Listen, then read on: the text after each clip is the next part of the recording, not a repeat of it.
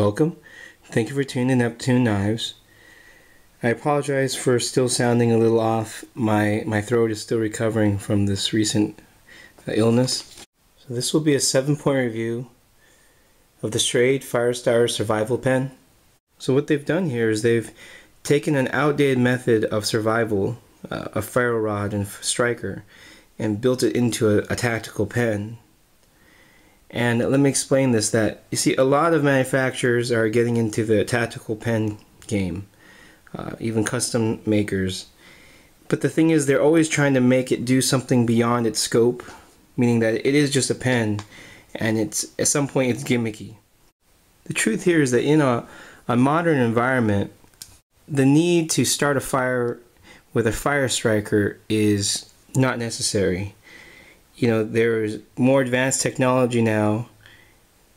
You know, we have other options, butane lighters to just a normal everyday Bic lighter. I mean, you don't even have to start the fire, you just have to light things on fire.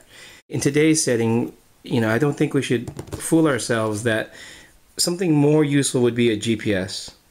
Because logically, to have to start making a fire in such an old-fashioned way, it's suggesting that you lost your cell phone, you lost your car, you know, and you ran into the woods to a large enough distance that you couldn't make it back to civilization or your home.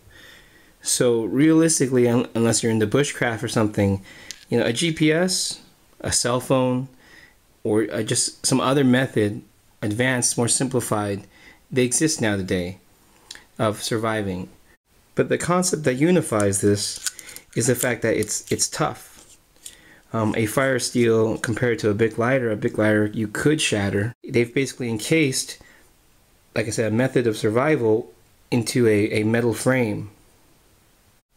So the concept works.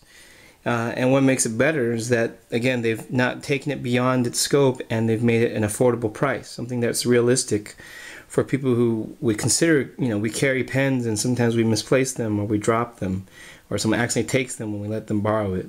There's really no reason not to own one. It is perfect for what it is, and probably one of the best tactical pens available. I can only talk about the black version because that's the only one I own at the moment. To let you know how much I think this pen is great is I bought 2 more.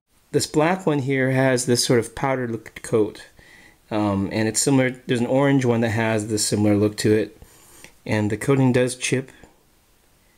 But on the flip side, you can see there is a slight texture to it, which does provide a little bit of traction. I mean, better than if it was just fully anodized. The clip is strong, very strong, but I didn't notice any issues of it eating the pocket because of where the clip contacts. And the cap is a whistle, and it works, especially if you remove it. And obviously you can also use it for a lanyard too. So what makes this pen ingenuitive, there are some issues with this.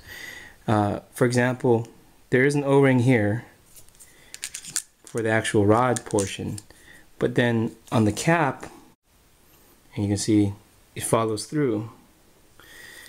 Next would be then at the base of this rod, it's like this, but again, inside there, if you can see, that is the back of the pen cartridge. There also is a bit of play here. After a little bit of use, the actual threading is not perfectly, so you can hear it. Okay, so the question is now, why am I detailing the components of the compartment that holds the fire striking, which is predominantly this back portion? The issue here is that water prohibits striking a fire steel.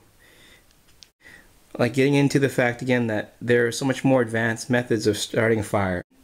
I would say that then you want to make sure that this compartment is sort of protected so that the moment you decide to use it, it's going to increase your chances, take less time, and get the fire started. Because this is a sort of emergency survival method of starting a fire. Like I said, this is, now you've lost everything. You have no cell phone, no car, no other methods, no lighter, and you don't even have shelter, it seemed like. and now you're going to be forced to use a pen to provide warmth and get you through the night. So the ways you could fix this is, there's already an O-ring right here, but first perhaps put some Teflon tape and seal this area so that water won't go into this in between those seams. Then also perhaps maybe coat this area with nail polish or Loctite, whatever you prefer, to kind of give it a waterproof seal. And then same goes now for this back side. Maybe even a combination of Teflon tape and a little bit of some kind of glue, super glue, whatever you want, to seal everything so here though it's waterproof. Next, I would consider putting some highly flammable compound in here. Obviously you can't really use something that has any type of alcohol or kerosene, any kind of corrosive fuel source, petroleum, because that will corrode the silicone rubber washers. Now, if the washer was nitrile, okay, but you're probably not going to get that on most average O-rings are going to be made of silicone. But there's something you put in here, and someone might want to consider that, is magnesium shavings. And so if literally the situation is you have to start a fire to survive, which is really, unless you're into bushcraft, a far off situation for most of us, I would want to make the entire method foolproof, basically. For comparison, so there is some skill involved, but I will be honest in saying that it works. It's not gimmicky. You can use it to start a fire. And that's something you'll notice. The striker here is actually very aggressive, and it takes off a large, very thick shavings. And this won't last that long. You're not going to start a million fires, but definitely after the first week you're going to start to be more cautious in how much you scrape. If it could get maybe finer shavings, but more sparks, that would be cool. So if you're going to leave the fire striking components alone, then basically you're back to having a pen. And as a pen, it works pretty good. There is an O-ring, see, so the cap doesn't easily come off. There's some tension. And if you're holding it back here, you can see, even though it's the same direction to unscrew it, the threading is different. The threading for the cap is not as fine or dense as the threading for the actual fire compartment. So there's a little bit more tension on this area, so that when you do unscrew the cap, it's not like all the time this part's unscrewing. So that is smart. And on the back side, there's that same more spaced out threading that, as you can see, is very fast. Now, one of my biggest concerns was, again, this aggressive taper. And with the Hinder, it was very uncomfortable. But I've used this pen now to write multiple scripts, and I haven't had any issues. And I think that's the combination of having ribbing, and right here too, it grabs that flesh of that palm. Also, the pen tip is finer, much finer point than a Fisher Space Pen, which is not this type. And you don't have to put much pressure to write. The ink cartridge itself isn't amazing. It's not exactly the most fluid. It's nothing like a gel. But writing with it, you won't get too fatigued. It's actually quite usable, and about 50% of the time, if not more, I'd be willing to use this pen for writing essays, doing any type of work. No big deal. But aside from that, it is a little heavy, and that's just to be expected. And it does have a nice profile. Compared to the Hinder, these edges are not sharp. They catch, but they're a little bit more refined. The pen stays clipped, has a decent enough length for using it as a striking tool. The striking point isn't extremely aggressive, but it does still work for paint compliance. Still, what impresses me most is how everything is maximized. All the space of the pen is used. See the whistle, the pen tip goes right to that point. You have the rod and striker. And again, I'll say this to makers that if you're going to make a tactical pen, meaning you want to use it to hit somebody with, it should be screw construction. That's where the Benchmates kind of mess up. The cap, everything needs to be screwed on so that it stays connected under impacts and shocks. And so this one does have a pretty secure feel to it.